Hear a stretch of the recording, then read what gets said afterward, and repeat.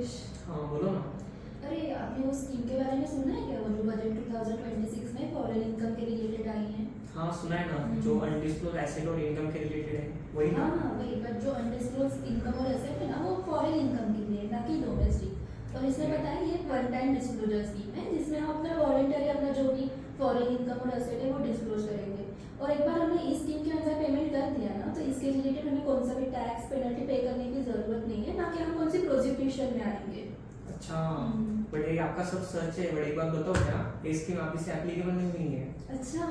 उसका central government अभी एक नोटिफिकेशन निकालने वाला है, उसके बाद वो कब से एप्लीकेबल होंगी वो उसमें आने वाला है। एंड इसमें एलिजिबिलिटी क्राइटेरिया भी है, आप रेसिडेंट होने चाहिए, पहला तो एलिजिबिलिटी क्राइटेरिया ये है। और सेकंड जो है जिसमें आप नॉन रेसिडेंट भी हो और नॉट ऑर्डिनरी रेसिडेंट हो, बट इन दो केसेस में आपने वो एसेट और वो इनकम आप जब रेसिडेंट हो उस टाइम पे आपने एक्वायर करनी चाहिए, तो ही आप इसमें एलिजिबल हो जो अनडिस्क्लोज इनकम और एसेट डिस्क्लोज करने के लिए।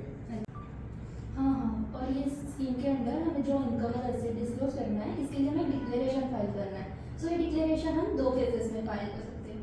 एक तो आपने रिटर्न फाइल किया ही ना हो, और अगर आपने रिटर्न फाइल किया है और आपने फॉरेन इनकम और एसेट डिस्क्लोज करने का आपसे रह गया है, तब आप ये डिक्लेरेशन फाइल कर सकते हैं। और एक बात, वो स्मॉल टैक्स पेयर मतलब क्या है?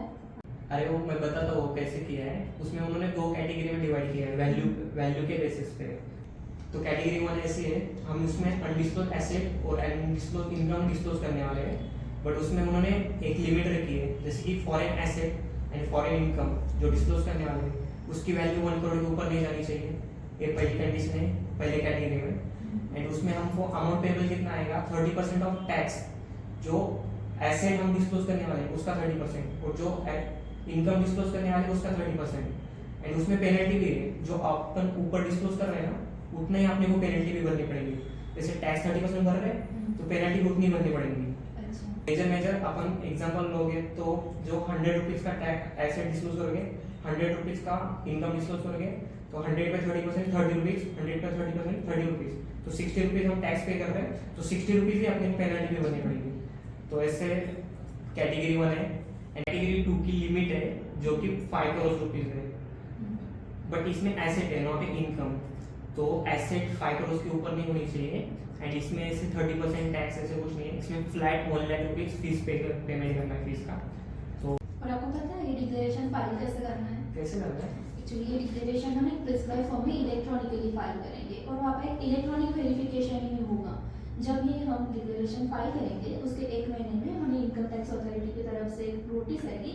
उस नोटिस में जितनी अमाउंट लिखी हुई हो, जितनी हमें पे करनी होगी, वो अमाउंट हमें 2 मंथ के अंदर पे करनी है। पर अगर इस 2 मंथ के अंदर हमने वो पेमेंट नहीं किया तो कोई नहीं, हम और 2 महीने एक्सटेंड कर सकते हैं। और हम ये 2 महीने जब एक्सटेंड कर रहे हैं, इसमें हमको एक इंटरेस्ट लगेगा @ 1% पर मंथ और part there of. Okay great यार।